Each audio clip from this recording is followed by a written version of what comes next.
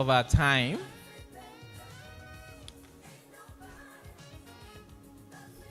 We have less than 30 minutes to close up this session. So, it is time for us to make presentation if you are done with your own group work.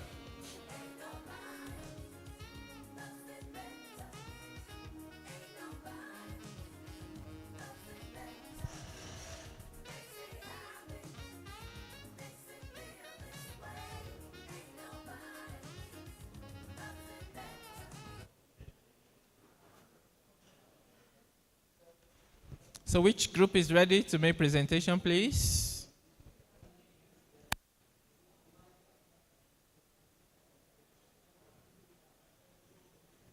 Can we start from table 1?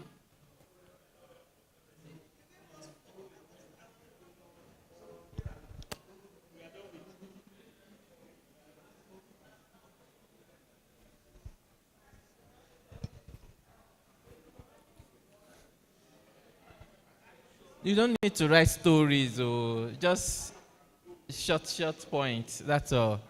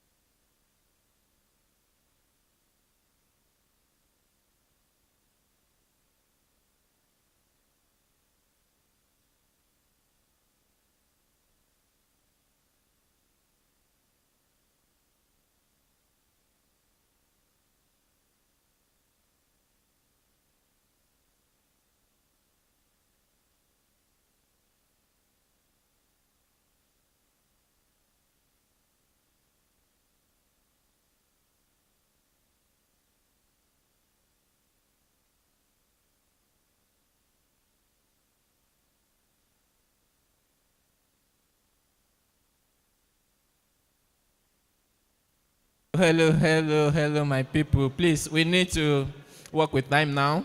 We need to move on straight to presenting. We need to make presentation now. We need to close on time. Yesterday, we closed late, but we don't want that to happen today. So let's start. Whatever you have, please just come out and make presentation on it. I'll start calling with table 1, our Oga tables. You are going to lead. Table 1.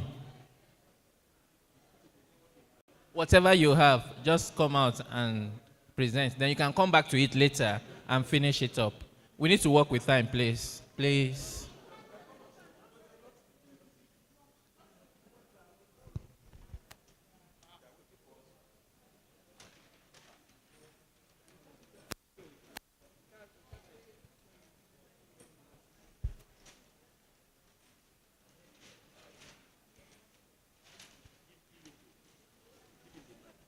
No, I'm just trying to. Or should I?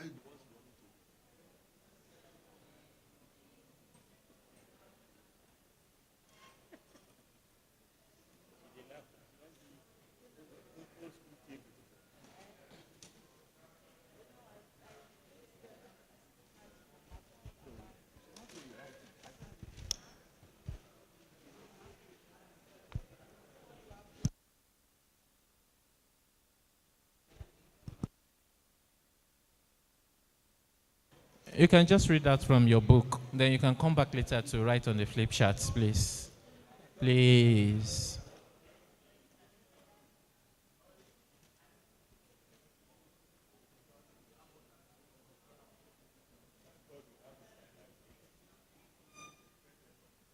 No, you want to follow the group table by table. Table 1 first.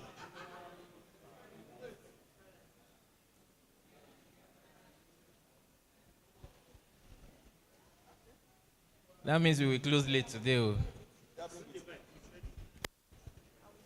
Table 1. We tried to align the articles given to us under the ADP. Articles 3, 4, 5, and 6. We tried to align them with the SDG goals and the SDG and the United Nations CPD. SDG goals, the Sustainable Development Goal, Article 10, aligns with ADP Article 6, with UNC RPD 5, Article 5. Then the SDG Article 16 aligns with ADP 5 and 6, Articles 5 and 6, and then the CRPD Article 5. So on question 2,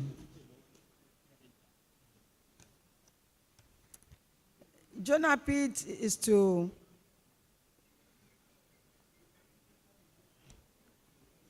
question 2. We have, except if I see the question, please let me see the questions. Let me see the questions. No, let me see the question. Media team, please, could you help us project the steps again? Thank you. On step 2, we have 3 concrete actions that the country can undertake within the next 1 year. One of which is to engage with the Human Rights Commission, the National Commission for Persons with Disabilities, and the OPDs and general public to enable them to make provisions for, through the MDAs, they are to make provisions for the ADP and SDG articles to enlighten the public and make provisions for the ADP and SDGs. Then number 2, training of OPDs on the 2 instruments, that is the ADP, the articles in the ADP and those of the SDG, as I have highlighted earlier on. Then number 3, the third action is to engage the policymakers to develop documents. That is the ADF, to engage regional stakeholders. No, that is number 3.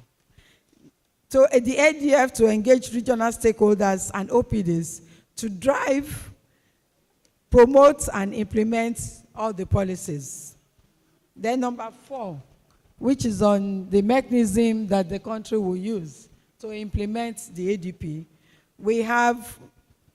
First, we have the establishment of the NC, National Commission for Persons with Disabilities. It's one of the instruments we used in monitoring and reporting the implementation of the ADP and disability-related SDG goals. Then, also, we have the OPDs and individuals to advocate for co-develop disability laws. Thank you. Table 1, thank you very much for your wonderful presentation. We thank you. We move to table 2 now. Table 2.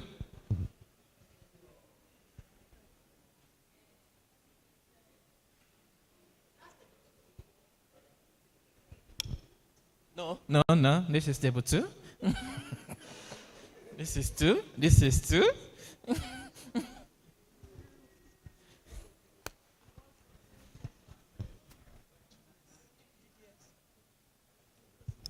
All right, good day, everyone. Let's just get this thing. So we're given Article 8, Article 9, Article 10, and Article 7, 8, 9, and 10. So Article 7. What's Article 7? So Article 7, we connected to the UNCRPD. We got Article 4, 14, 15, 19, and 26. Do you need me to say what each of them means? I can. So for those who are listening, the Article 7 of the ADP, it's all right, we did the assignment, mirrors Article 12 of the UNCRPD, which requires state parties to recognize that persons with disabilities are equal before and under the law, and that they have equal rights to legal protection and benefits without discrimination. On the SDG, we have Article 10, which speaks about reduced inequalities. At SDG 16, it talks about peace, justice, strong institutions, and SDG 5, which speaks about gender equality. Then the Nigerian National Disability Prohibition Act in its entirety, the act protects by prohibiting against discrimination. So the entire act is tied to Article 7.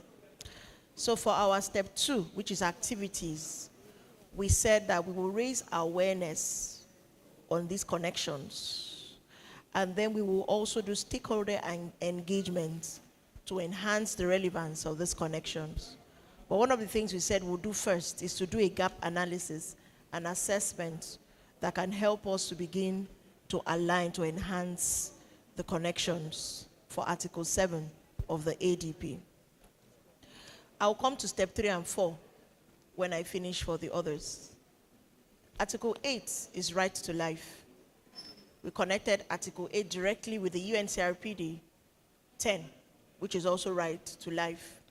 For SDGs, we do not have it directly, but we have SDGs that support the right to life. Like SDG 3, which talks about good health and well-being. And SDG 16, which talks about peace, justice, and strong institutions. Remember, the right to life, if systems are not strong, health systems, justice systems, etc., we have issues. Coming into our act in Nigeria, we talk about Section 1, which prohibits all forms of discrimination. And then we take on key elements like the right to access to health and the right to access to care and social protection. For step 2, which is activities, we said we'll also focus on programs and projects that improve access to health and the social protection for persons with disabilities and access to justice.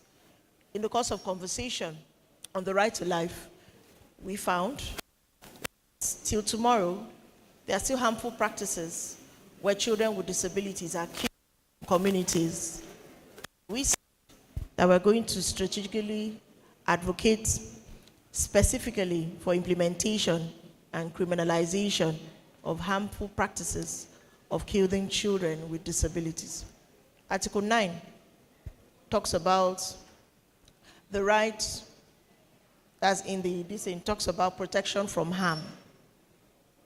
So we said it's tied to Article 1 of the UNCRPD, which talks about protection, fundamental freedoms. Another one is Article 18, which talks about liberty of movement and nationality. Article 14 talks about liberty and security of persons with disabilities. And Article 15, which talks about freedom from torture. And Article 16, which talks about freedom from exploitation. Even Article 17, which talks about protection of integrity. SDGs, it talks about peace, justice, and strong institutions, because we want to promote peaceful and inclusive societies for sustainable development. For the Disability Act in Nigeria, Part 3 is about protection from violence and harmful practices. And we said, apart from awareness creation, we'll do activities that strengthens institutions so that they can really protect fundamental freedoms. Our last was Article 10. We talked about freedom from torture. The UNCRPD is 15, 16, 17, almost the same as with Article 9 of the ADP. Same thing with the SDG 16. But the interesting thing came with the Nigerian Prohibition Act, as it was flagged. Torture is not explicitly mentioned in our Nigerian acts. Yes, there's prohibition and protection from exploitation, like begging, but issues of torture are not mentioned. And so as an activity, we said that we're going to raise awareness on the need for alignment with the ADP and international instruments like UNRCPD to highlight intentionally the issues of torture which persons with disabilities face, especially at grassroots level, because it is not explicitly mentioned. Step 4 talks about Nigerian mechanisms for monitoring and reporting the implementation of ADP, disability-related SDGs, and the GDS commitments. So the first thing we did was identify institutions that are involved in this mechanism.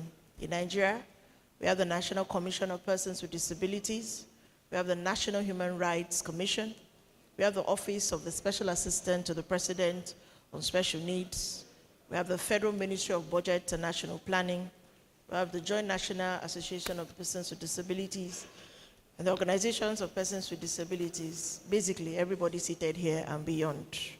Now, particularly to the ADP, the mechanisms are still in process, but the general plan is, rather than creating another system, would be to advocate for integration of reporting mechanisms into existing national legislation so as not to overburden the system. We need to leverage on some of the mechanisms already used to report the CRPD and the National Acts, and then encourage shadow reporting from OPDs because they really tell the truth. Now for SDG, there is an annual SDG report at national level, and the National Monitoring and Evaluation Framework that already has the national indicators right from when the SDGs were formed. And these indicators are usually tracked and reported in the annual reports. So for us in the disability community, what was advocated for and is still insisted on is that disability disaggregated and inclusive data is integrated into that national reporting system. So for the GDS commitment, the monitoring and reporting system exists, but we need it to be strengthened And we're encouraging even more shadow reporting on all of these mechanisms so that we can place them with the national reports that we get, so that we have true reports at the end of the day. Thank you.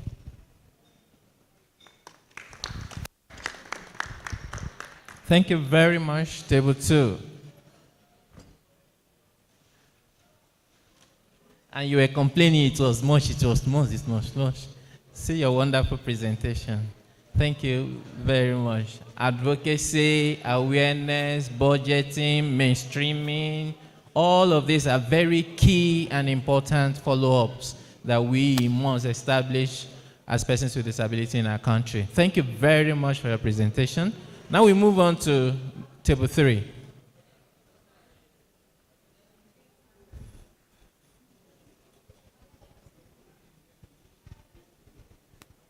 Table 3, are you ready?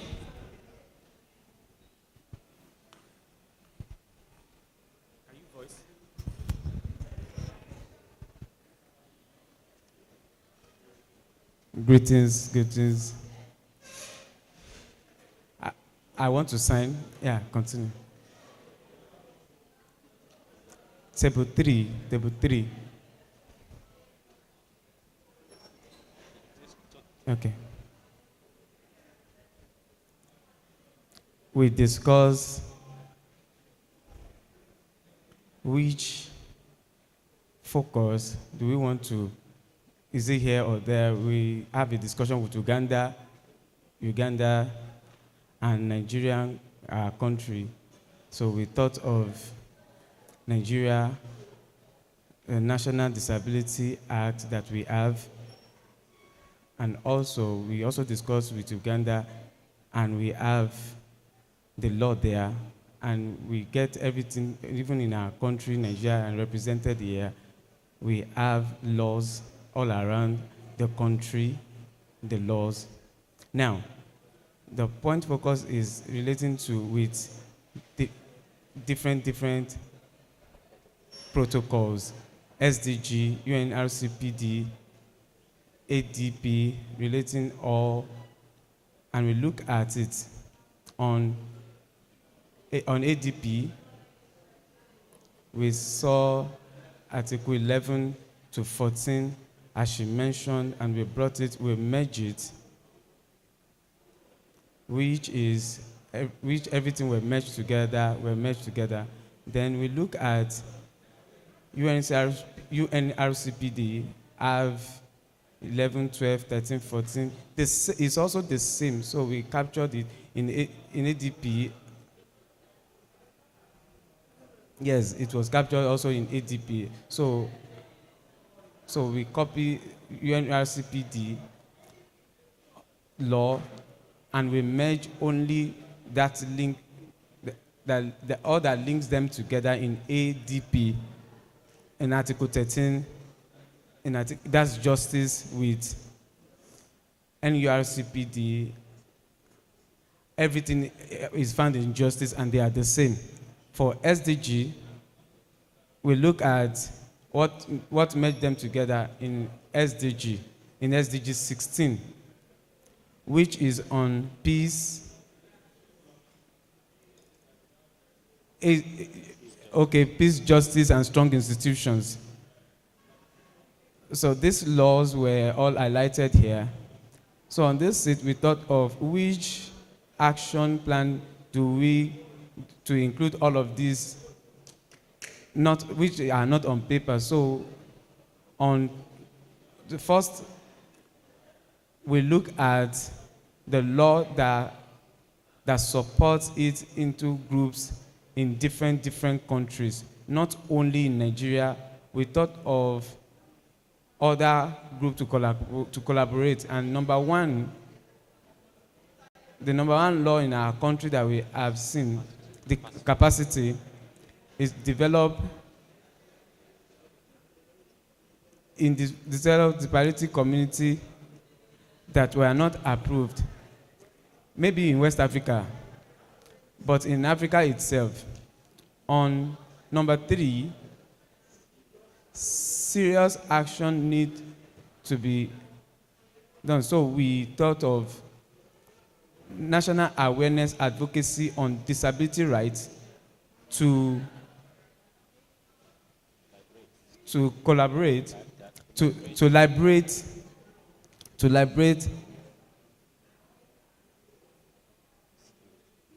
security in the country, which are also recorded there.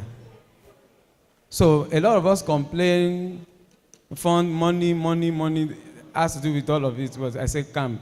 The first point is, okay, the next step is step 3. We thought of it, we thought of this point. The first thing there is we look at collaboration with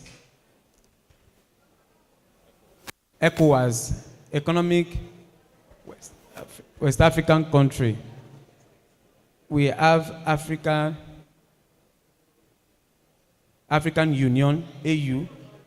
What are their laws in the disability? So we look at it and we present it to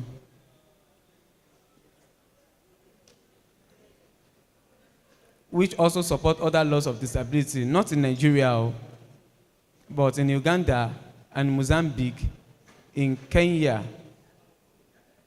All were brought together on. And another thing we thought of is look at the peer learning on emergencies protocol.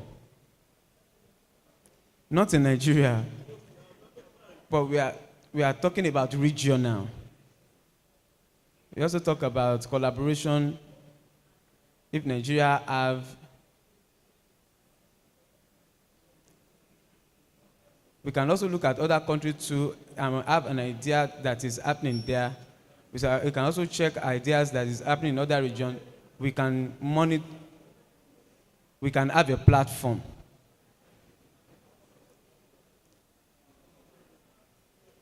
We are moving to step 4, the implementation way, mediums. In Nigeria, we see that collaboration, connection with other NGOs, other OPDs, other organizations, a try effort. We will continue till next year, the same thing. So we all have to come together and collaborate together. We also talk about, last time we do a reporting for Nigeria of other countries that have the same. We now pull everything together. Not only in Nigeria, we put everything together. That will be more empowerment. Instead of Nigerian fighting alone, talk alone, let all talk together and voice out together. The last point, we also look at leveraging on SDG 14 and make information sharing across what is happening there. We also look at what is happening in other countries like Uganda, disability group in Uganda, and also what is happening in Nigeria. For us to be fully aware, every time we come together like this, we discuss, yes. We have experienced this. Things have to be changed there, protocol has to be changed there, and all put together at once and move forward. Thank you. Thank you very much, Table 3, for the wonderful presentation you just made. One thing I picked from your presentation is that you talked about asking Africa to connect. What are the activities? What are they developing in the country so that we can work together? You also talk about budgeting, inclusive budgeting, so that we can all focus on developing the disability community across Africa. You also talked about collaboration from every Africa countries so that we come together, work together, that gives us more strength, more voice, it amplifies our voice, and then we can develop Africa and our respective country together. Thank you very much, table 3. Now we move to table 4.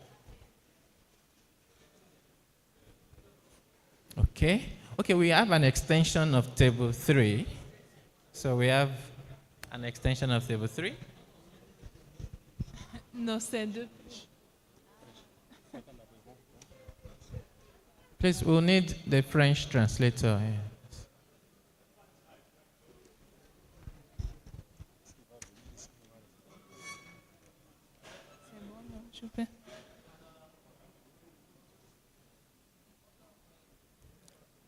Merci beaucoup. Ici, c'est le groupe de primes puisque nous avons travaillé sur les articles 7, 8 et 10. OK. Et la première question sélectionnée, un objectif de développement durable en lien avec le CDPH et le protocole africain relatif. Nous avons relié les ODD au protocole africain relatif aux droits des personnes handicapées et ce lien a été fait comme suit. D'abord, l'objectif de développement durable numéro 5 qui est relié à l'article 7 du protocole africain. L'ODD 5 parle de l'égalité entre les sexes et l'ODD numéro 8 qui est relié à l'article 8. L'ODD parle du travail décent et croissance économique.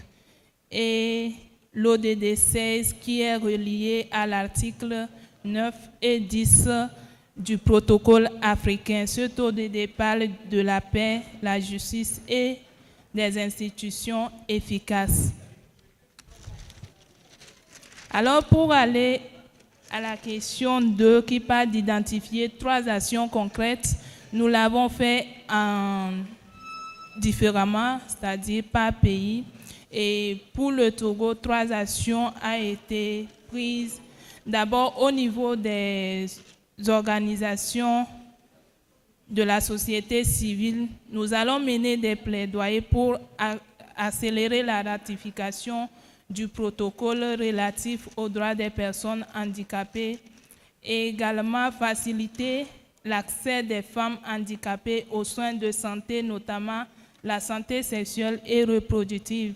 Également, la 3e action, c'est la participation des femmes handicapées aux instances décisionnelles. Pour le Mali, nous avons également identifié 3 actions. D'abord, la mise en œuvre de l'éducation inclusive. La 2e action, c'est la représentation des personnes handicapées au Parlement. Et la 3e action, qui est la reconnaissance officielle de la langue des signes. Et il faut noter que les lois qui sont utilisées au niveau national, au Togo, c'est la loi numéro 2004-005 relative à la protection des droits des personnes handicapées qui est utilisée et actuellement cette loi est en cours de révision. Au Mali, c'est la loi numéro 027 du 12 juin 2018. Merci. Maintenant, la 3e question qui parle des formes de collaboration. Nous avons identifié 2 collaborations. La collaboration avec le secrétariat régional de l'Afrique de l'Ouest et du Centre des personnes sourdes et la collaboration avec le DRF. La 4e question concernant le mécanisme de suivi. Il y a un comité de suivi qui a été mis en place au Mali et dans ce comité, il y a les représentants des personnes handicapées, il y a également l'État et d'autres acteurs clés du pays qui font partie de ce comité. Je pense que c'est un exemple que le Togo va copier. Merci beaucoup.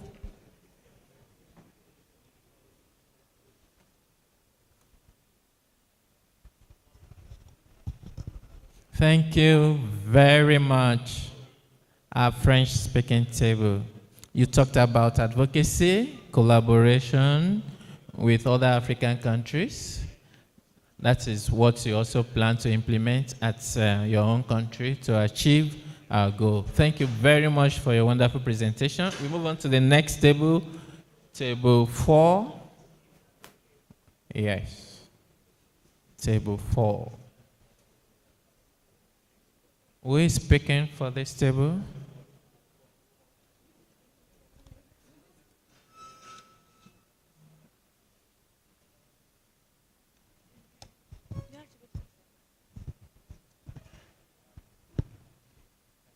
Okay, good afternoon, everyone. So we're to, for step 1, we're to select a sustainable development goal and connect it to our country's national human rights or disability framework. And for the right to health,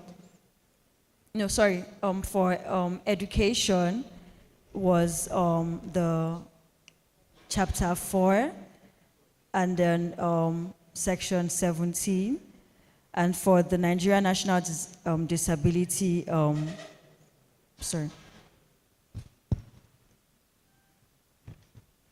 Okay.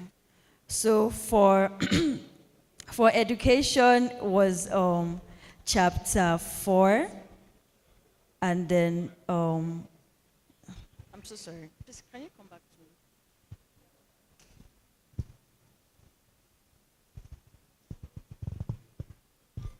No, just say what you have. Anything you have on your book, just say it. Just say what you have written on your book.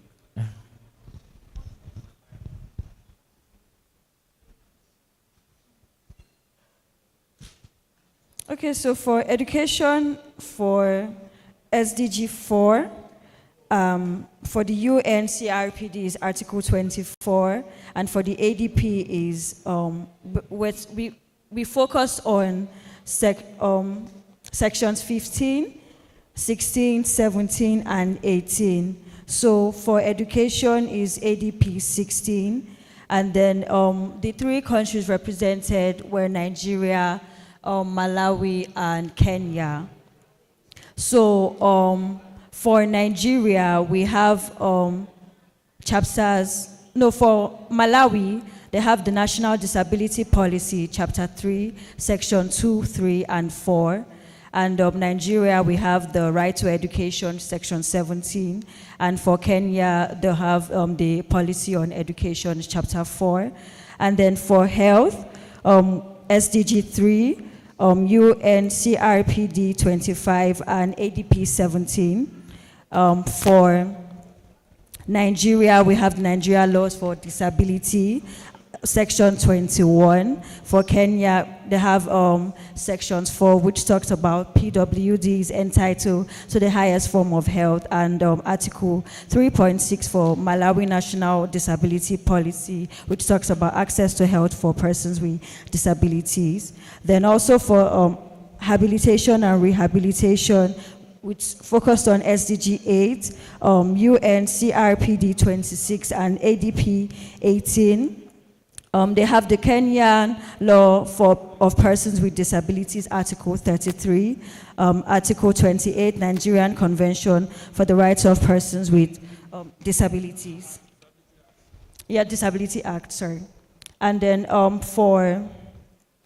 we also talked about for Malawi, Articles 3, 4, and 5, which talks about national policy on equalization of opportunities for PWDs. So for step 2, to identify concrete actions our countries or organizations can undertake within the next year. So we said we can make regulations to amplify the implementation of the law, to implementable steps to lead advocacy on the importance of inclusive education, access to health, creating disability-inclusive environment, habilitation and rehabilitation of PWDs, building capacity of practitioners in the sectors such as teachers, caregivers, health officers, and physical urban planners on sustainability and accessibility.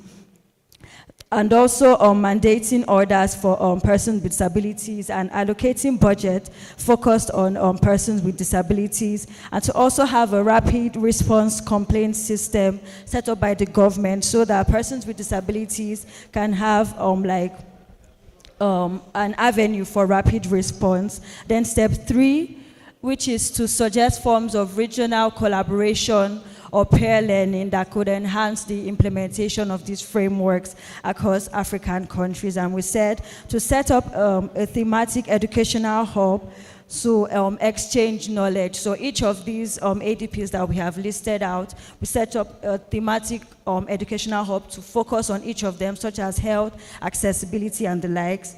And then also set up conferences and summits just like this for knowledge and peer learning, so we can all learn from each other. And then to exchange visits for OPDs and government. So maybe the government of Nigeria goes to Malawi and sees how they are doing their own things there, and vice versa. And step 4, which is to describe the mechanisms in your country used to monitor and report on the implementation of the ADP protocol and all. We have the National Commission for PWDs. That's in Nigeria. We have Jonah PWD, national clusters of each disability, which is National Association of the Blind, and then also monitoring channels and mechanisms that track implementation of PWDs. Thank you very much. Thank you very much, Table 4, for your wonderful... Careful.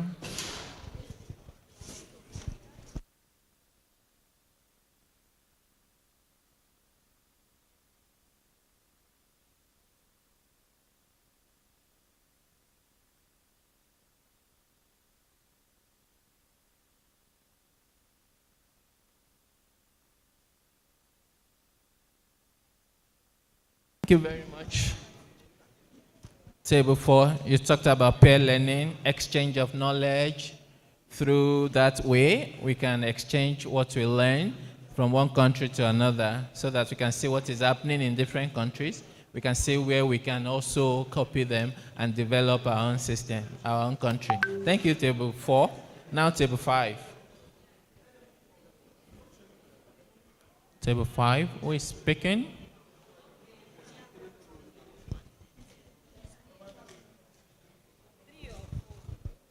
So for this step 1, this table 5. For this step 1, Article 19 of the UNCRPD talks about living independently and being included in the community.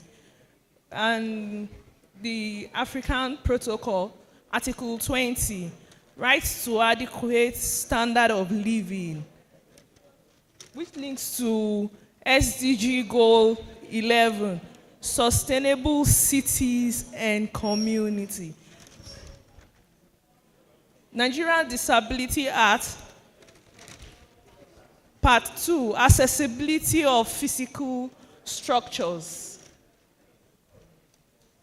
So Article 20 of the UNCRPD talks about personal mobility, and the African Protocol Article 15, accessibility, ensures barrier-free access to physical environment, which links to SDG Goal 11, sustainability cities and communities. The Nigeria Disability Act, Part 2, talks about access to physical structures. Article 21, access to information and communication, which leads to African Protocol Article 24, rights to access information in accessibility formats, which connects to SDG goal, quality education. Article 22 of the UNCRPD talks about respect to privacy, which connects to goal, SDG goal 3, good health and well-being.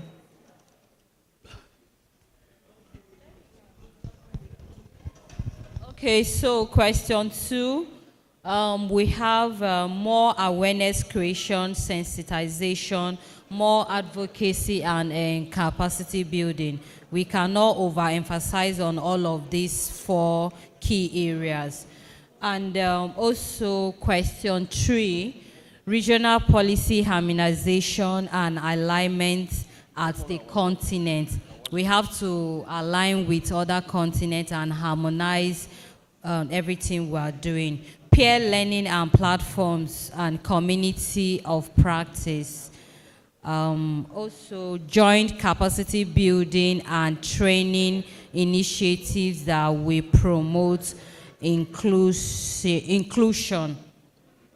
For question 4, we are going to use the existing platforms like JournalPid, NCPW, and also the CSOs that are already working for the good of persons with disabilities. We use the existing mechanisms and strengthen it more.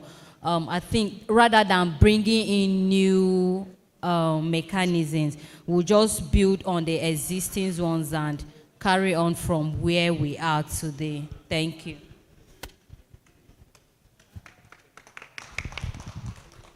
Table 5, thank you too for your presentation. You talked about advocacy, strengthening. Instead of creating new ones, we build on the existing ones so that we can continue to advocate across the African country. Thank you very much for your presentation. We move on to the last table, which is definitely not the least. That is group 6, table 6. Who have the mic, please? Good afternoon. Question 1. Our SDG goal is SDG goal 10, reduced inequality.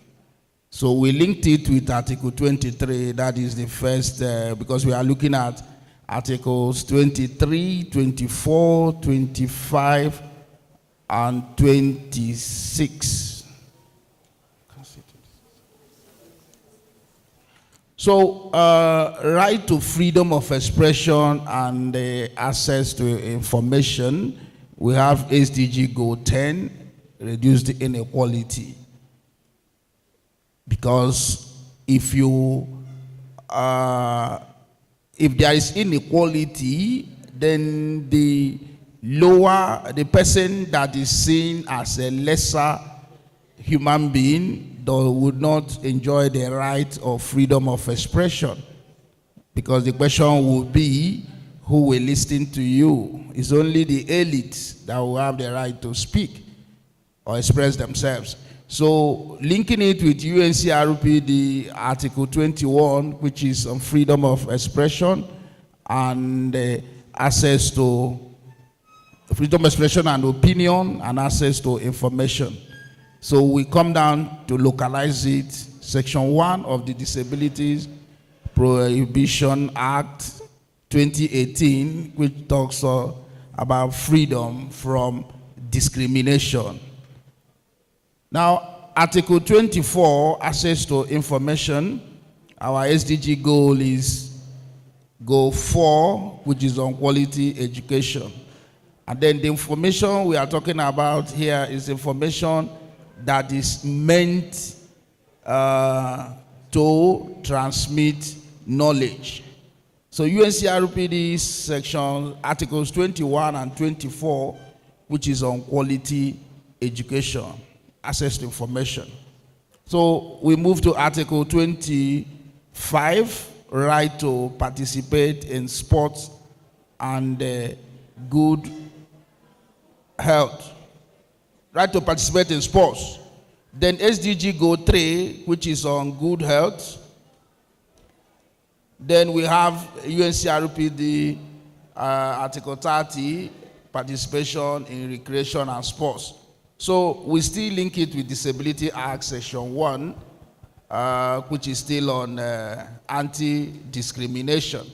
So if other people have the right to participate in recreation and you have created barriers that will deter a person with disability from participating in recreation and sporting activities, then that is discrimination.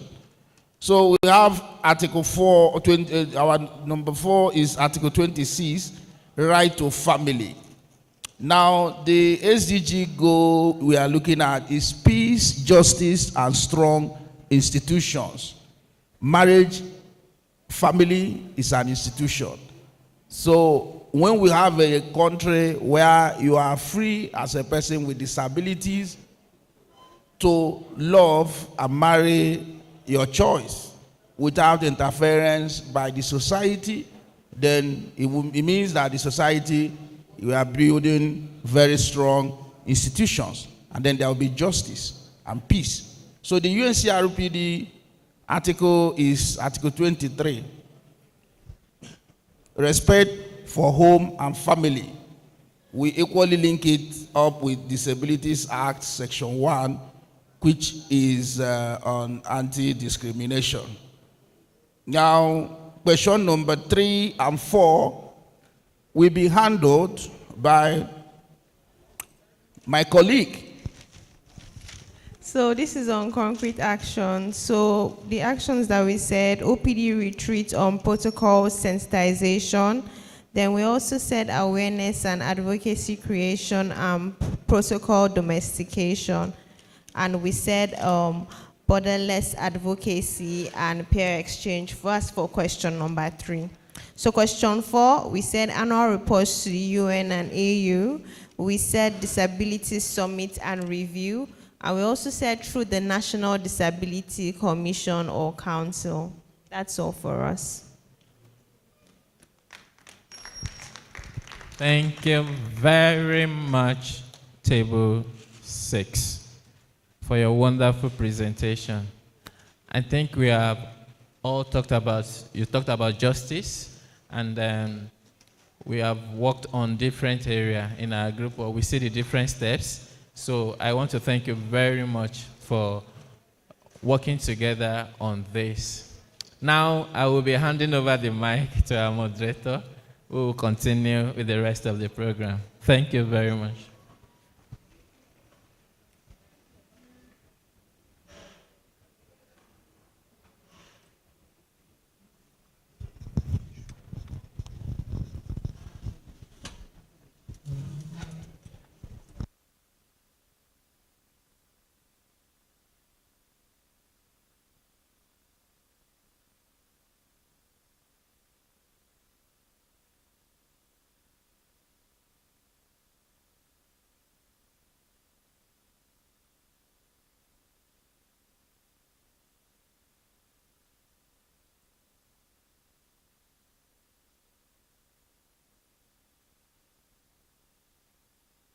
All right, thank you so much. Please, a round of applause for Uche.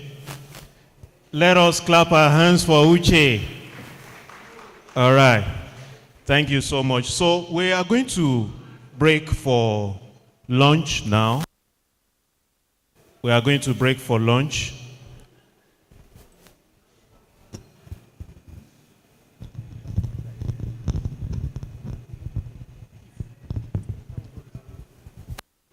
All right, so we are going to break for lunch, and please, our lunch will only take 45 minutes max.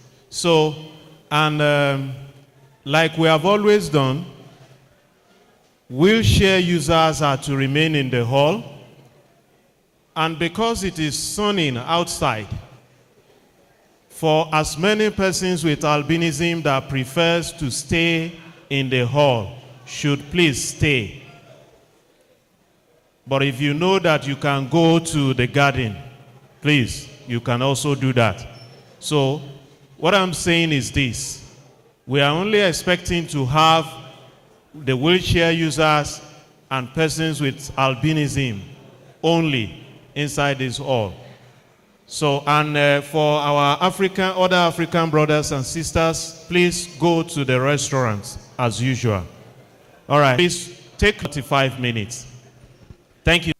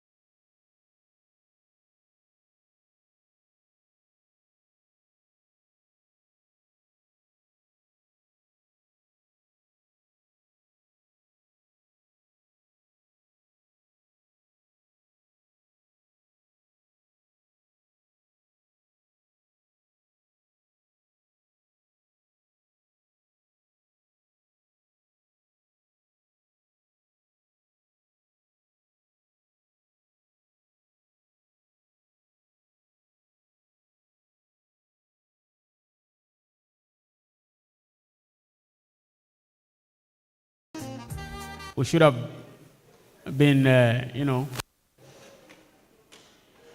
able to take one or two things in terms of, the launch. And I believe that we are getting ready for the last batch of the program. Please, I want to enjoin some of us that are still outside. Let's come inside because we are about starting the next section immediately.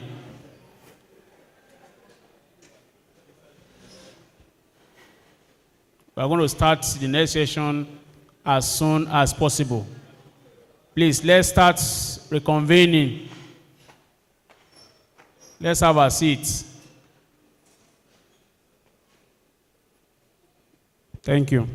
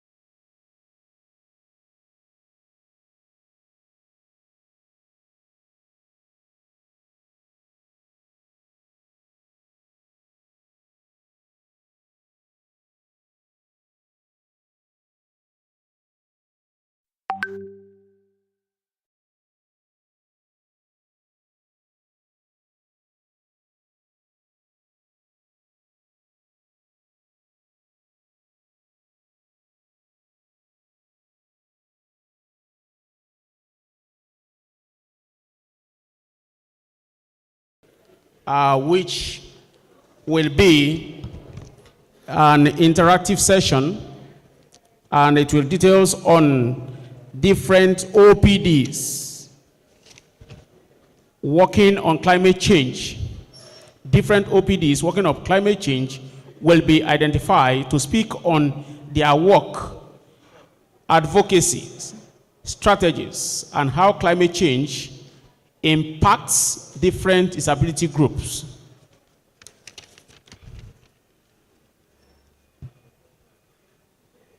The subtopic will be inclusive climate justice, integrating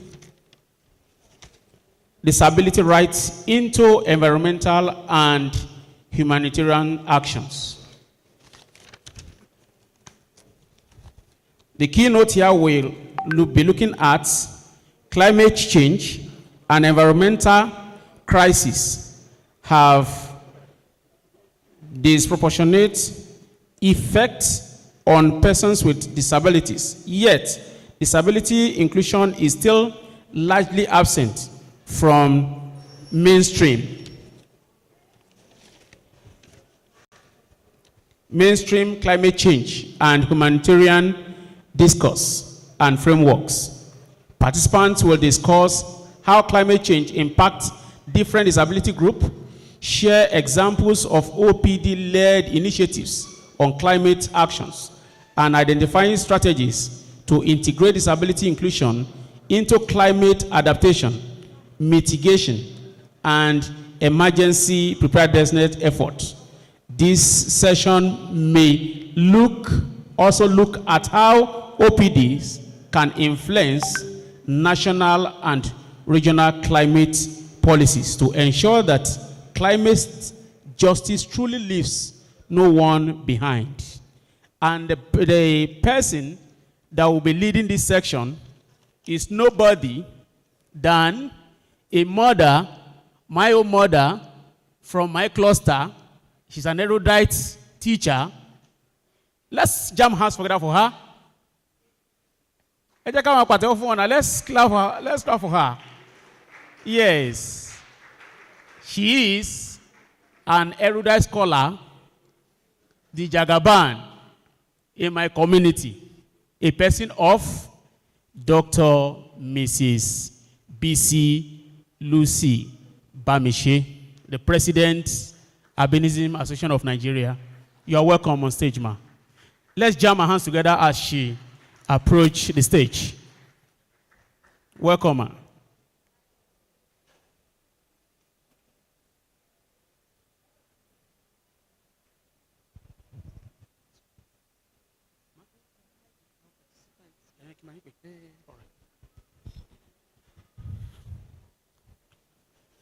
And joining her, we are going to be calling on the representative of the following OPDs. One, the Audi, representative of Audi, representative of CCD, representative of FEP, and representative of Savin. Please, let's approach the podium. Thank you. Let's clap for them as they are coming to the podium. You're welcome. Thank you.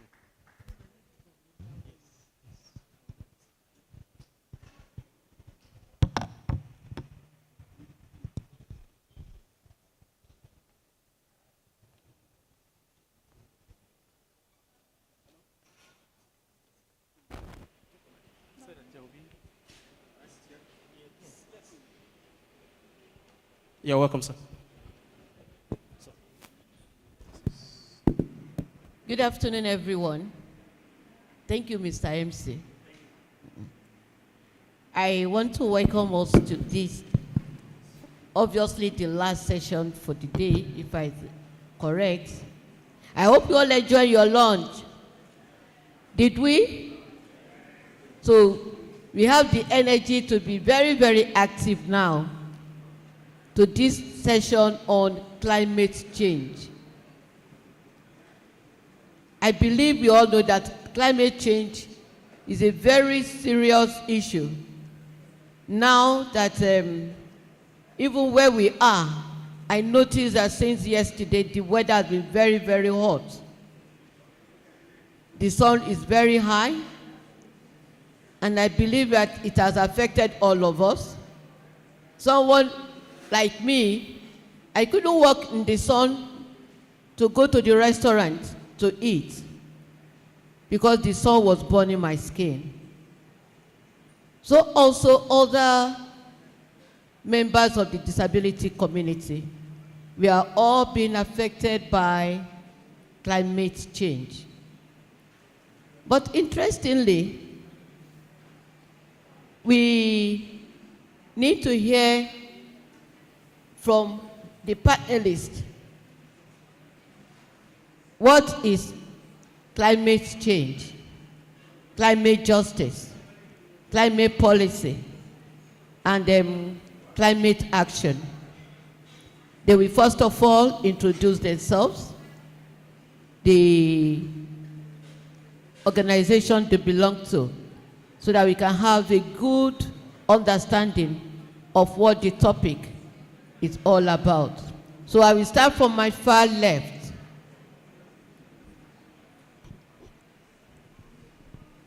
Okay, good afternoon, everyone. My name is Roslyn Mingbola Daniel. I work with Advocacy for Women with Disabilities Initiative.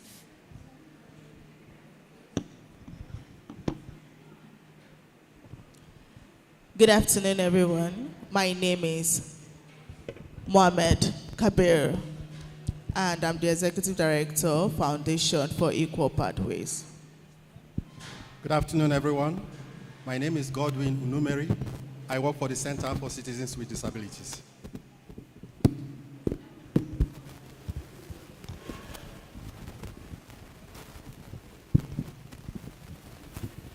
Good afternoon, everyone. My name is Mioksa Wayuta. I am the Executive Director of Sound Abilities for Vulnerable Women initiative called SAVWIN. SAVWIN.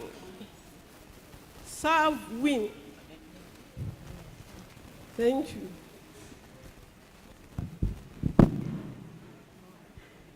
Now, we have all introduced ourselves, and let us set the ball rolling.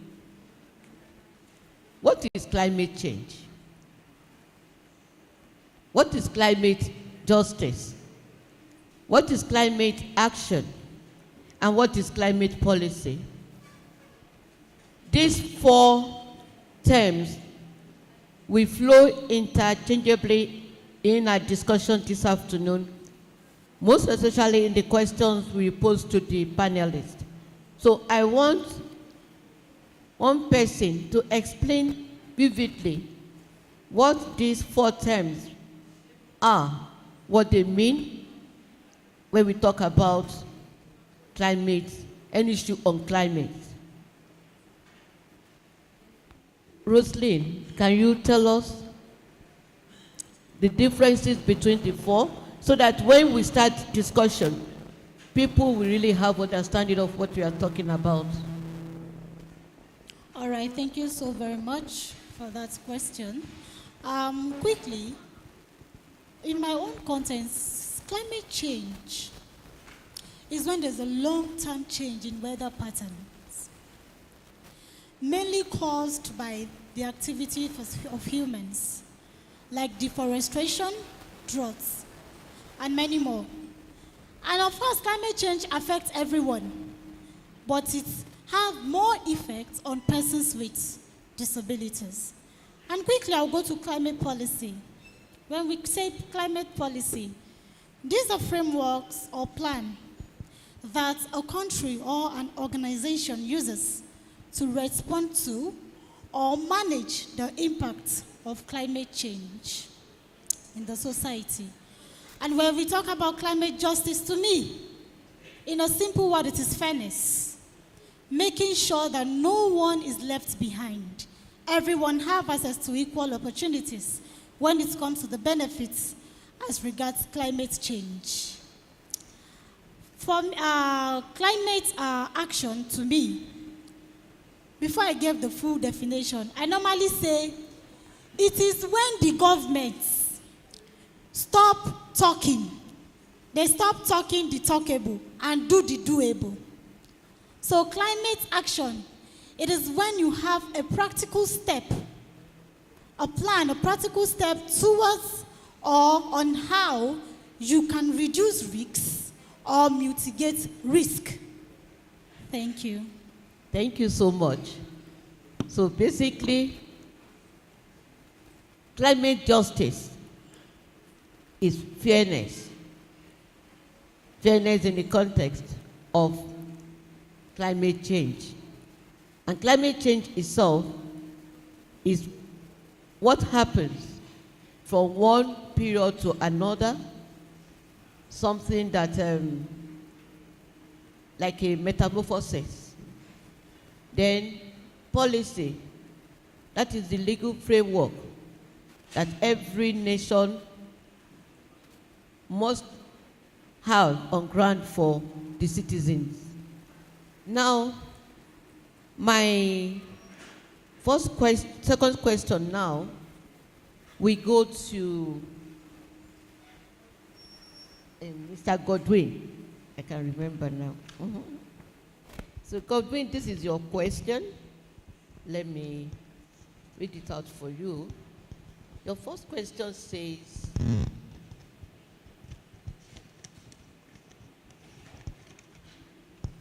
your first question says that what steps should your country, you will give us the name of your country, should take to align its GDS commitment with the climate change agenda? You know, since we came to Abuja, we've been talking about the Global Disability Summit. Our own government made some commitment. So just pick something from there that concerns climate change and how you think it will be aligned with what government have in store for us. Okay, so good afternoon, everybody. The question is very, very straightforward. What strategies can government put in place to ensure that the commitments at the Global Disability Summit 2025 are actually actualized? To answer this question, I'll say that every action of government is guided by policy. So the first practical step that government must put in place is to ensure that disability issues are mainstreamed into all government policies, and the institutions of government should implement these policies as truthfully as possible. At another level, I am also looking at the fact that there should be standards for implementation of actions contained in the policy. These standards must be well defined. They should be clarified. They should be defined in such a way that all clusters of persons with disabilities and community of practice, whether you are a policy maker or you are an advocacy person, you should be able to understand the actions that government wants to implement to actualize the policy. At another level, I am also thinking that government should try and coordinate the organizations and institutions that work around climate change. Whether you're talking about the commission, the National Commission, you are talking about other OPDs and like JONAPID, there must be coordination. People should not be left to design programs or interventions in silos. They must all be brought together to work with government so that the response can be articulate. Then I also look at the fact that climate change is relatively new, calls for training. The capacity of all institutions, everyone that is involved in climate change actions in one way or the other, should be built. We are just working, whereas most of the OPDs around are just struggling to look for strategies with, means by which they can implement programs, you know. So if we have a coordinated approach to dealing with issues of climate change, I am sure that we'll be more effective in realizing the actions that are contained in policy. I think I should stop there for now. Thank you so much. Now, he has given us some steps, which I believe that they are appropriate. But I just want to bring to our notice that the GDS commitments, how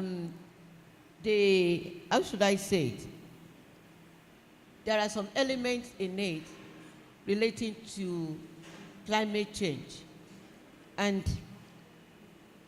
this will help every country, not only Nigeria, that adopts whatever it is they have submitted at the GDS. Because according to the commitment for GDS, there is a particular one that relates to climate change and environmental justice. Also, there are several commitments emphasizing the need to ensure persons with disabilities are included in environmental action, disaster risk reduction, and sustainable development planning. For example, GDS calls for inclusive emergency preparedness and disaster response, which comes under climate change. So with what our brother has mentioned now, there is need for the OPDs themselves to put pressure on their government to ensure that the GDS commitments concerning climate change are implemented. I will go to another person to talk to us on this particular point. Now, how can we ensure that climate action is accessible and inclusive of people with disabilities? May you, sir?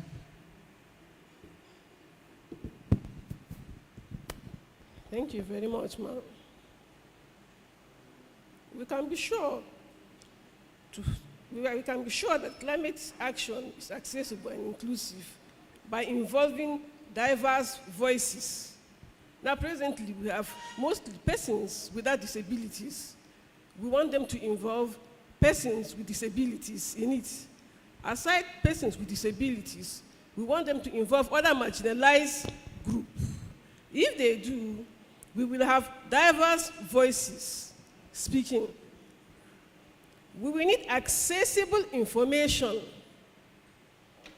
to provide climate information in multiple formats. Most of the time, information on climate, people with disabilities usually are left out. We don't have it in Braille, we don't have sign language interpreters, we don't have it in large print for those who need to read it in that format. Most of the time, this information are shared, and then persons with disabilities do not have access to it. We want inclusive planning to ensure climate plan and policies address the needs of persons with disabilities. Presently, does the policy address our needs?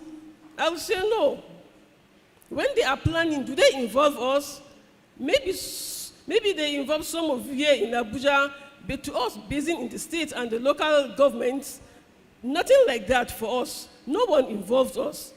People without disabilities sit down to make decisions on our behalf. Persons without disabilities sit down to plan everything, and then exempting persons with disabilities.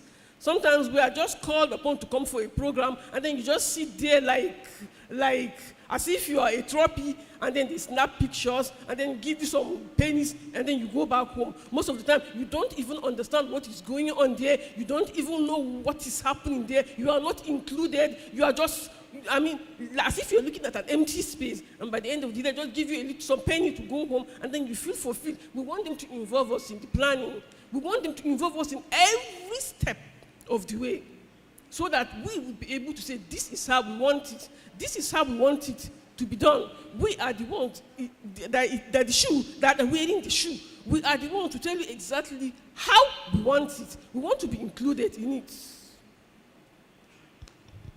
Capacity building training. We need to train climate actors on disability, inclusion, and accessibility. Most of the time, these people will complain about saying they are not including us. Ask yourself, do they even know anything about you? How far have they known about persons with disabilities? When you sit down with them to discuss, you discover that most of them don't know much about persons with disabilities. I want to say this because I'm doing a project presently in Borno State, and I know what I'm talking about when we go for advocacy visits, and when we call the stakeholders for a meeting, and they are telling us, we don't know how to go along with you people. We thought if we do everything, we thought it covers you. No, nobody had ever called us for a discussion. Nobody had ever sat with us to tell us this is how we want it to be. Nobody had ever told us carry persons with disabilities. They said at most what we see is your people bring letters begging for 50,000, 30,000, 300,000, but no one had ever called us to say include us. No one had ever called us to say we are citizens of the country. No one have called us to say we have a right to enjoy every benefit any other woman with disabilities is enjoying. They said nobody had told us that. I remember the JONAP chairman was screaming when I called him for stakeholders meeting, and they told him stop screaming because he'll never come to our office. Call them, have a program with them, tell them about disability inclusion. Tell them include us. Tell them this is how we want to be included. We want to be part of everything you are doing. Tell them we're not interested in collecting your bag of rice. We're not interested in collecting your bag of maize. Tell them we want to be part of everything. We want to be carried along the same as you carry other women with disabilities. That is how we want to be carried along. We don't want to be carried along like an object of charity. No, we have a right. We are right holders. Call them, teach them, explain to them. Most of the time they do not know. I think that one is We will need accessible infrastructure. We will design climate resilient infrastructures that is accessible to all, like flood resistant ramp and pathways. We will need accessible shelters with renewable energies. We will need accessible water points, having it designed for persons with disability, with features like wheelchair accessible sinks and braille labels. If we have these few, I think that climate change will be accessible and will be inclusive. Thank you very much. Thank you so much. Thank you so much. At least the key points there are information, capacity building, and accessibility. Now, I will turn to my friend by my side. Cabell, please, this is your question. How can OPDs effectively influence national and regional climate policies to ensure that climate justice leaves no one behind? Our sister have just told us some steps that are very, very important. But how can we influence this at the national and regional level? How can we effectively work on climate policies with our government?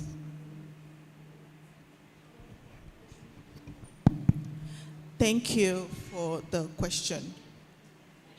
To effectively make sure that persons with disability are fully included in national climate policy, firstly, we need to stop the issue of impostors of persons with disability in the process of planning and developing policy itself.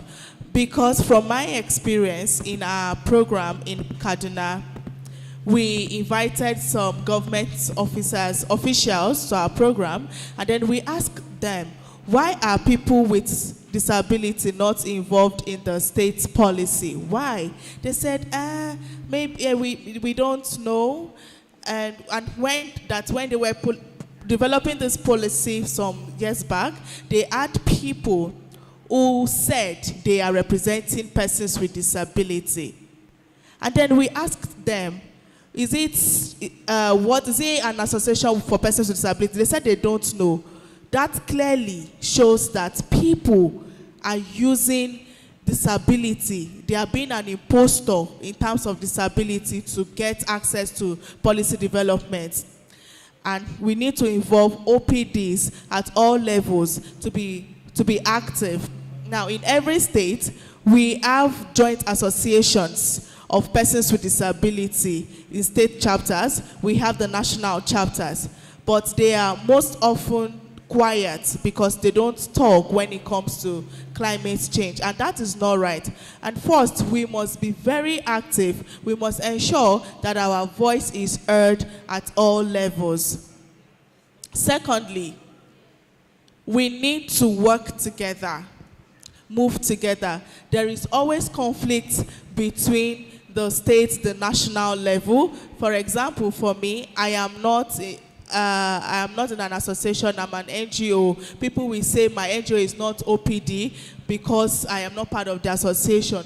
No, I feel any association or any NGO led by a person with disability is OPD, same as an association. So we have to work together. There shouldn't be segregation so that we can all have our voice heard.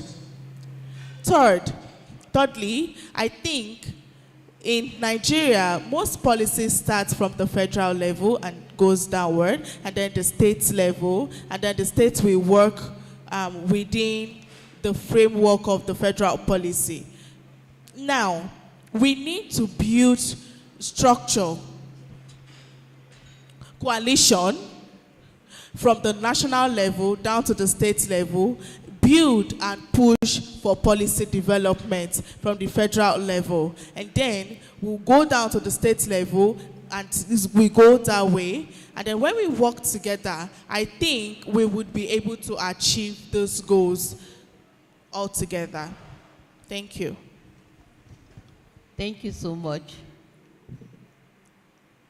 My next question goes to Gideon Godwin.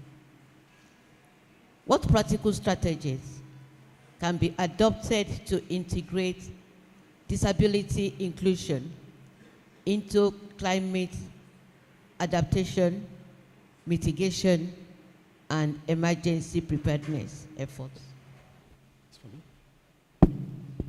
Okay, thank you so much for that question. In terms of preparing upcoming census, we have not moved within the community, to the best of my knowledge, to ensure that issues of persons with disability are captured in the forthcoming census. The next thing is that persons with disability should be involved, should be part of the planning for emergency preparedness. They should do not attempt to plan for them. Bring them to the table where decisions are made. Let them plan for themselves. From my personal experience of interacting with persons with disabilities, there are a high level of qualified personnel among persons with disability. I've met PhD holders, I've met lawyers, I've met doctors, I've met professionals from almost all walks of life. How can you have such resources and somebody is planning for persons with disability? They should be brought to the table where decisions are made. Another thing that can be done around emergency preparedness is that institutions that work around emergency preparedness, like the NEMA, the SEMA, ministries of environment and the rest, their capacity should be built.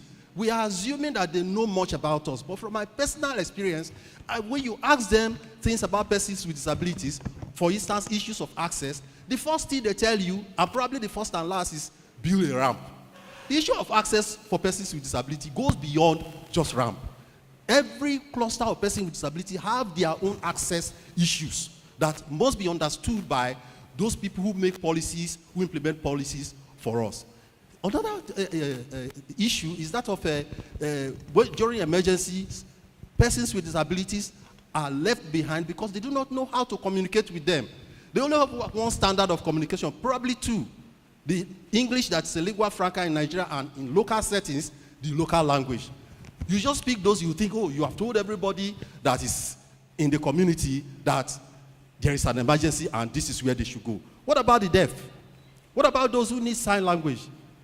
You need to understand some of these intricacies to be able to communicate effectively with persons with disability. So emergency preparedness is not something that, it is something that you must intentionally bring people who understand their own issues to the table to be able to implement, to carry out a disability inclusive emergency preparedness process. Thank you. Thank you so much. From what our brother have just told us, we note that we need data, very, very important, statistics of persons with disability, especially in the vulnerable communities at the grassroots, where we have the serious impact of climate change. So my next question will go to Rose. How does climate change impact various disability groups?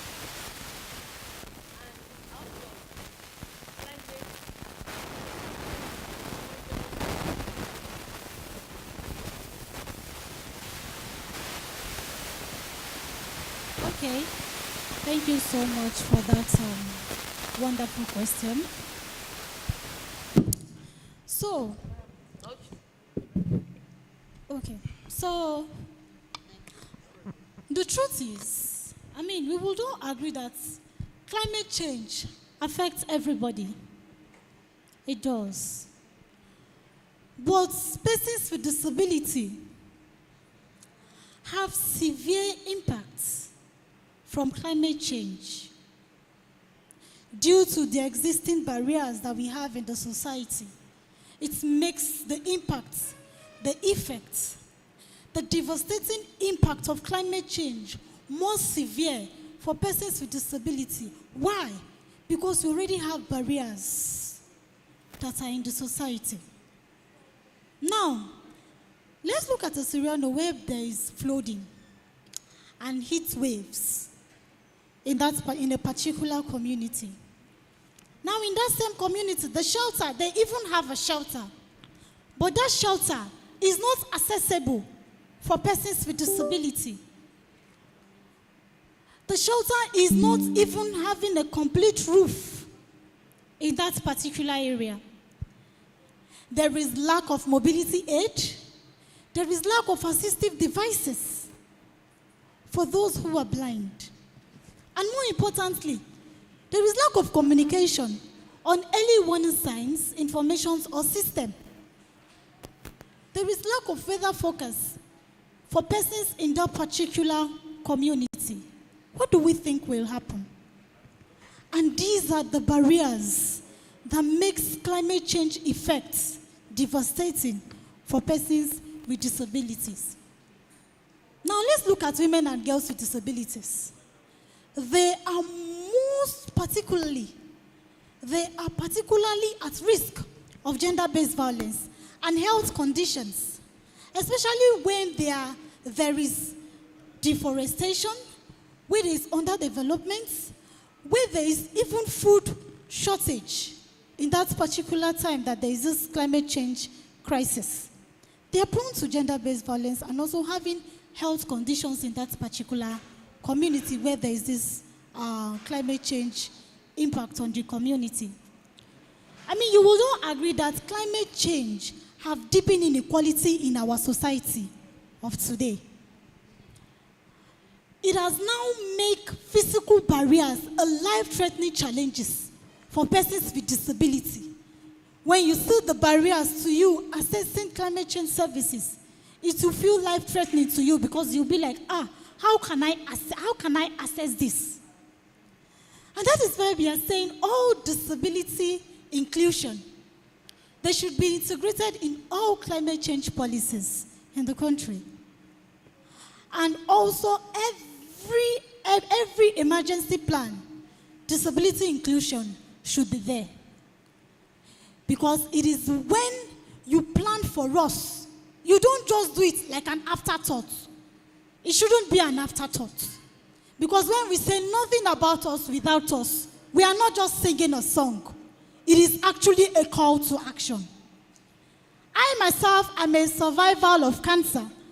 And I had this due to the effect, the devastating effect of climate change. That is the heat waves that happened. So this can happen, this can affect persons with disability because of the barriers. It makes the impact devastating. I have a little story to tell. There is this community, a young girl, her name is Aisha. She is a Muslim. There was a serious flooding in that particular community. Aisha's mother ran out with her other siblings because they were looking for shelter because their house had been consumed by the flood. Everybody was running. Aisha was in a wheelchair. She is a wheelchair user. She was just there. At first, she was shouting, I am here, I am here, I am here. But everybody was trying to save themselves. Nobody was looking at Aisha. And Aisha was there. She decided to sit and was waiting for that to come. She was waiting for the flood to sweep her away because there was no mobility aid.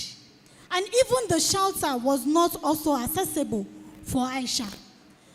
When Aisha saw that the flood was coming, no help was coming from anywhere, she decided to try to wheel herself to shelter, even though the shelter was not actually accessible. Now, these community people did not even know that there would be flooding. Why? Because they didn't have access to early warning systems information. Now, that is a barrier. When Aisha tried to wheel herself from that community, struggling to wheel, she fell from that wheelchair and she was unable to stand up. Why? Lack of mobility aid, lack of accessible structure, lack of assistive devices. Aisha remained there until the flood came and swept her away. Now the question is, will Aisha have survived if there was accessibility for her? Will Aisha have survived if the structure was accessible? Will Aisha have survived if there was an early warning sign that she listened to? Would Aisha have survived if she had the knowledge that the flood will be coming to that particular community?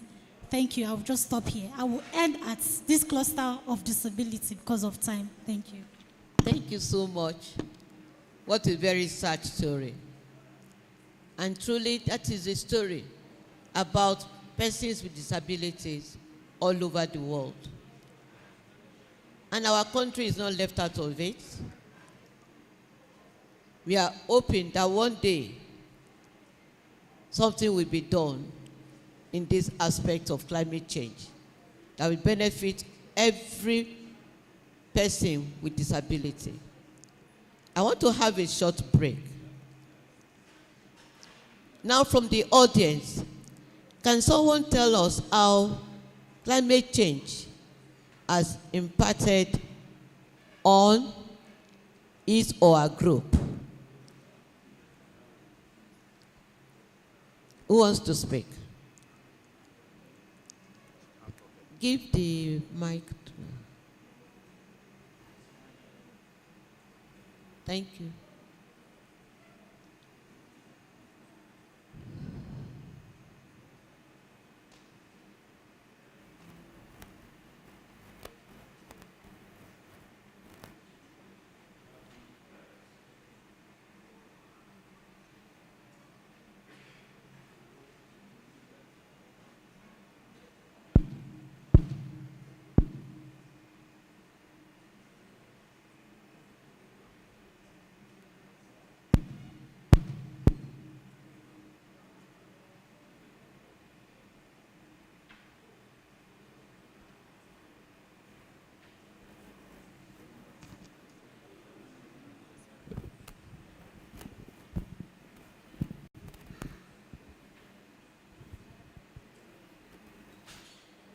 Good afternoon. Good afternoon, everyone. My name is Lami. Lami Ayoka. And I remember that during the time of the COVID-19, we moved to another place, and some people were warning us that that place actually used to flow that area, and we saw that the area is okay, so we decided to move. So a few months later, it was raining heavily, and around August, and that time it was heavily raining, so the flood came.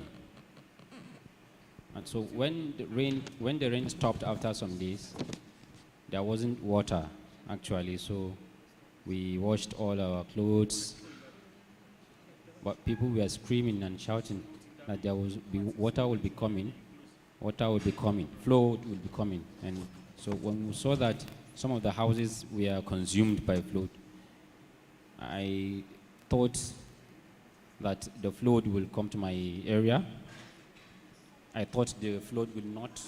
So unknown to us, approached our community. So at night, when people were living there before and they experienced that situation before, they advised us to pack our things, to leave the place. Because we've never experienced things like that, we decided to stay. So later at night, actually flood came into the house and consumed our room. So we had to rush and start, run helter-skelter to go out of the house. So later, when the water subsides, after 2 days,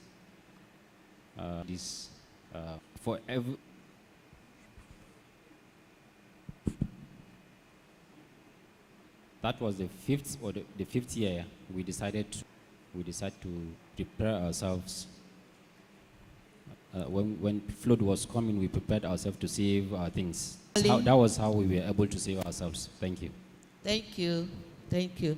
Finally, I want the last question to every panelist, but just 1 minute each, please.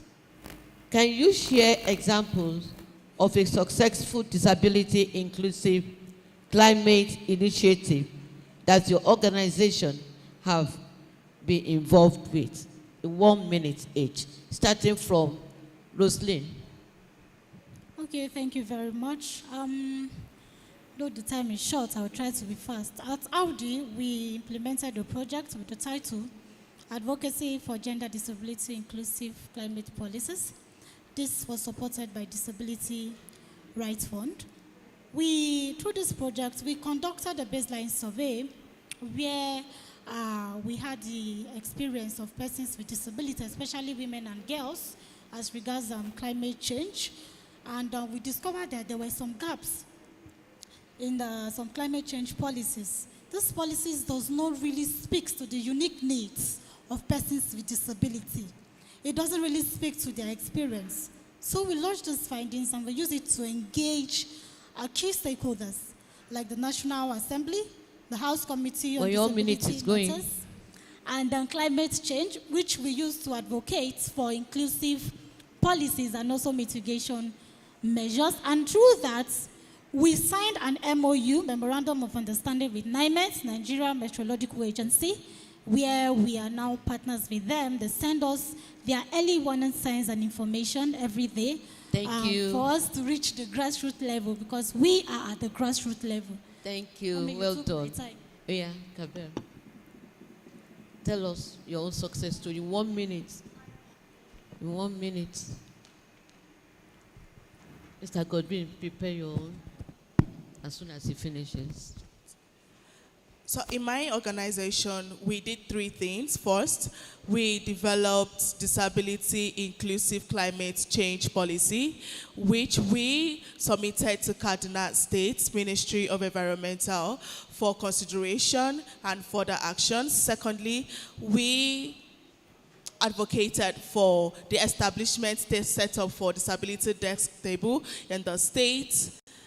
ministry and the MDAs, and we did state emergency Ministry of Environment to make sure that persons with disability has access to climate information. And thirdly, we also recommended that they would continue to advocate for 5% budgets for climate change issues that is specifically for persons with disability. Thank you. Thank you. Okay, in our own experience at the CCD, we galvanized the State Ministry of Environment to develop a fresh policy. There was no policy on climate change when we started the intervention in Abia State. So they developed a brand new policy, and as of today, that policy is almost ready for validation. They invited the CCD to make the policy disability inclusive. So we revised the policy to ensure that it was disability inclusive. And today, we are very proud that in every meeting that they have, every workshop they have, if the CCD does not make representation, it is like the workshop is not complete. And we are the only disability organization that they invite to their workshop around the policy development. Thank you so much. My sister, your success story, 1 minute. Thank you very much. Savin is doing a project on climate justice and the inclusion of women with disabilities in Borno State. We have been carrying out advocacy visits to different ministries, to the emirs, to the Emirate Council, like the local government Emirate Council, where we came face to face with the emir there. This is someone that even the Shehu of Borno himself will have to listen to when he speaks.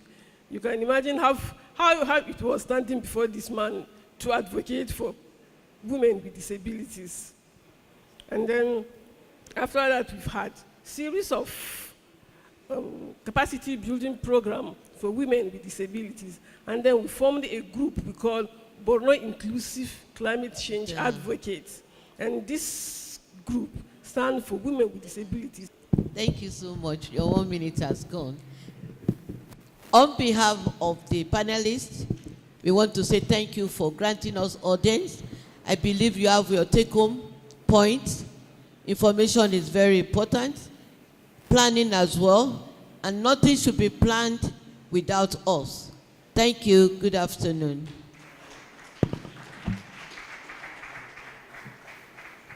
Please, panelists, wait and for group photograph. All right.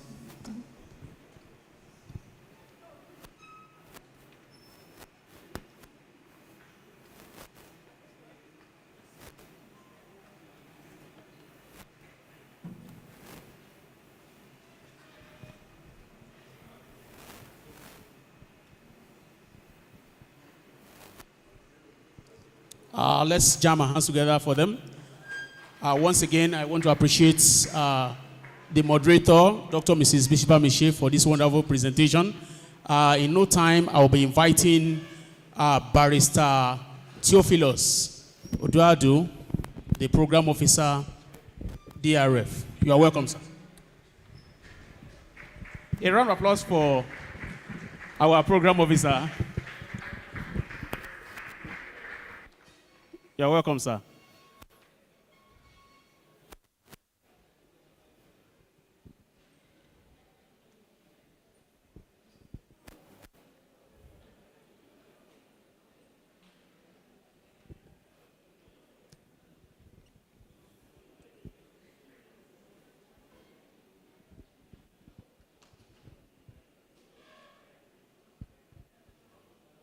Pastor Theophilus, I think I have corrected myself now.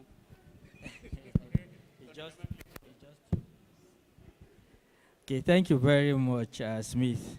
Again, I want to thank Madam Bisi Bamiche and the panelists for their wonderful session. I think it's interesting. Climate change is something that is affecting everyone.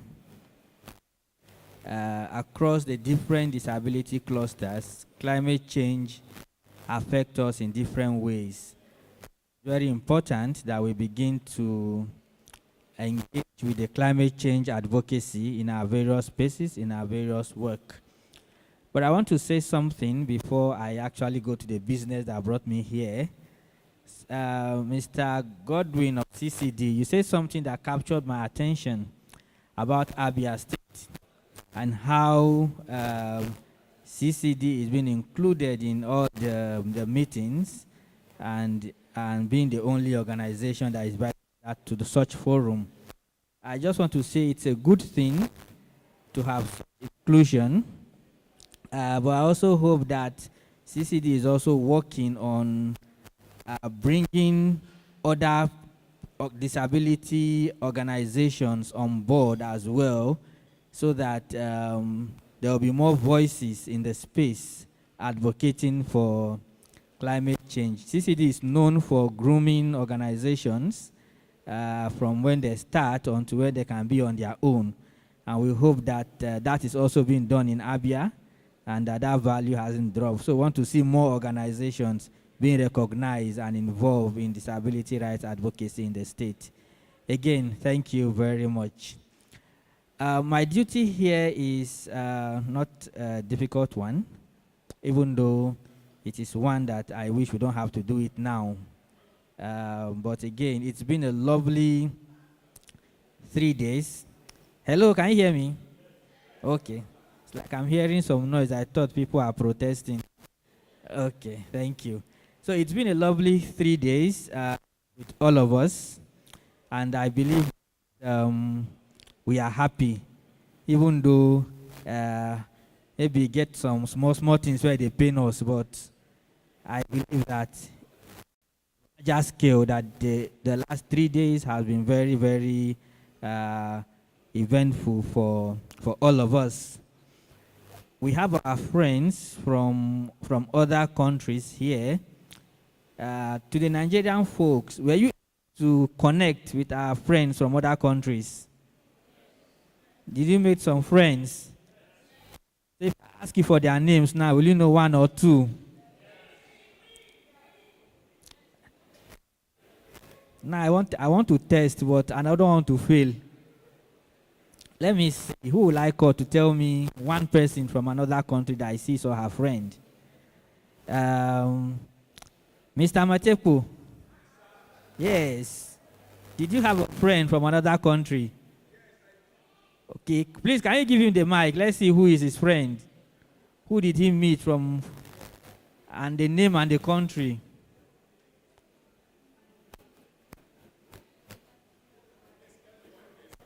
Is the mic there? Okay.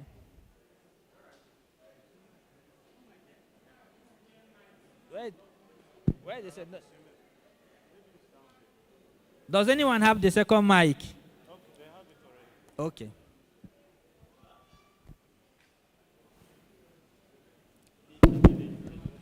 All right.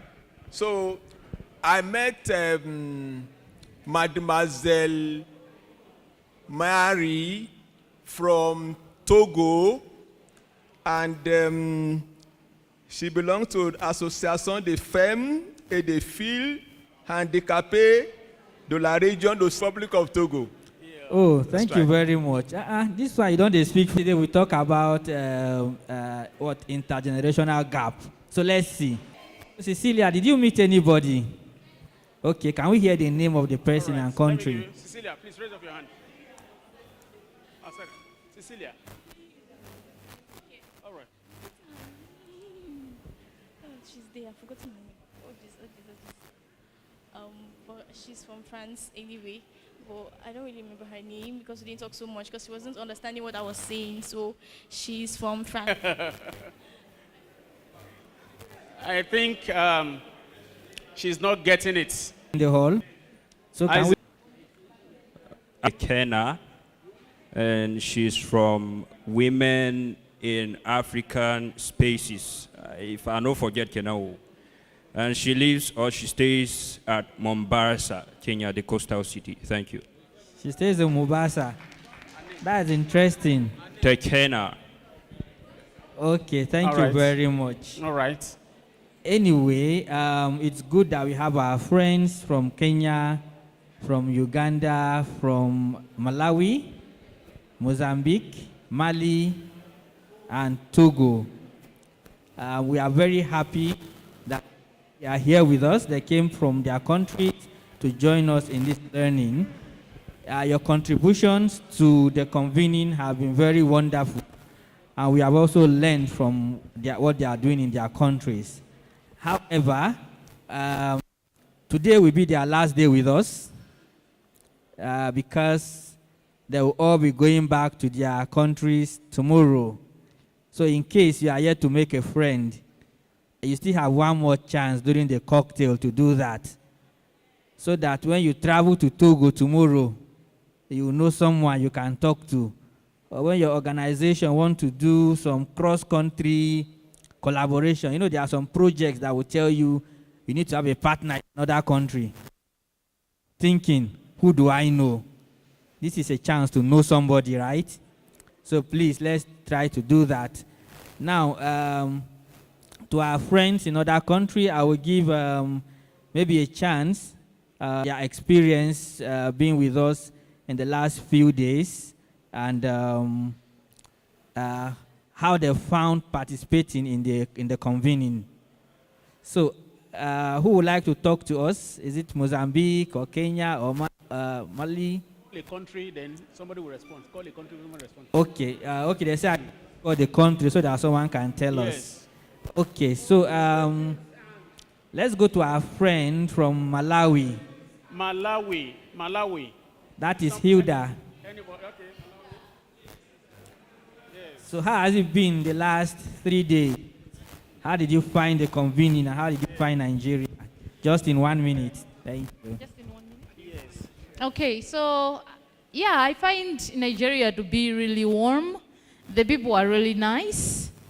But you know something, I feel like we could have, as international, delegates would have benefited from a sort of cultural exchange where, I don't know, we could have gone to town. I feel like that could have made us learn more about Nigeria. But so far, I love it. I love, the people are warm and, everyone is nice. Thank you. Right. Thank you very much, Hilda. All right. John Apid, I hope you are taking notes. I talk about intercultural exchange. We could do Nigerian cultural dance and Malawi cultural dance. Anyway, we still have the cocktail. I hope you can dance Malawian dance for us. Yes, I know. I'm just saying one aspect of it. Yes, to arrange a tour outside because they've been at the four walls of the with no opportunity to go out. And I hope note if anything can be done, if not this time, maybe next time. But I think he's still with us for the whole of the day tomorrow, right? Okay, we'll see to that. Let's go to him from Maputo. Would anyone like to share their experience the last 3 days? Maputo. Anybody? Okay. But I don't have my headphones. Can you get me my headphones, please? Thank you. Muito obrigada. Just hold on 1 minute.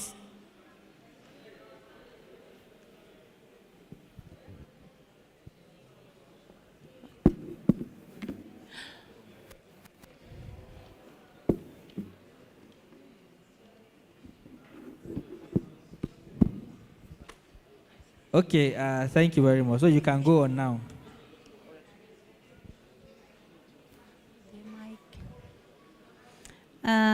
Muito obrigada. Mais uma vez aqui, Leta.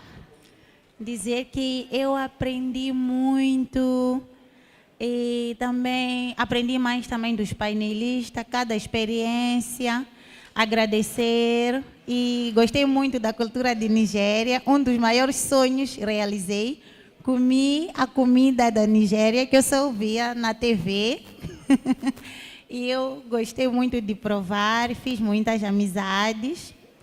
E espero que continuemos a nos encontrar e que dia venham nos visitar em Moçambique. E cada tema que eu aprendi aqui de cada país levo comigo. Muito obrigada. E obrigada ao Michael pelo carinho e atenção, Moin também. Obrigada. All right. Thank you very much. At least she did not complain about our pepper. Okay, thank you so much. I'm sure during the cocktail we'll have an opportunity to talk. Hopefully we'll have chance for everyone from other countries to share their experience, but I wouldn't want to take a lot of time now because we are all supposed to go back to our hotel and get set to come back for the cocktail later in the evening. So please, Jonapid, as you plan, allow space during the cocktail so that every other person who would want to share their experience in Nigeria can also do so. But on the Disability Rights Fund and Jonapid, meanwhile, Jonapid, I've told Tunde that he will give his speech at the cocktail so that we can close properly. But for now, I want to appreciate you all on behalf of DRF and Jonapid, who is hosting, for coming to be with us. We really enjoyed your presence, and we hope that we would have this opportunity again to meet. If not in Nigeria, maybe in your various countries and in other countries. And I'm sure most of the grantees and OPDs here will want to go to your countries to have such exchanges.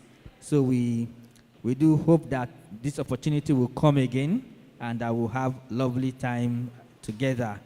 Please, let's make the best of the last few hours that we have here. And when you leave, would you wish you all safe travels back home?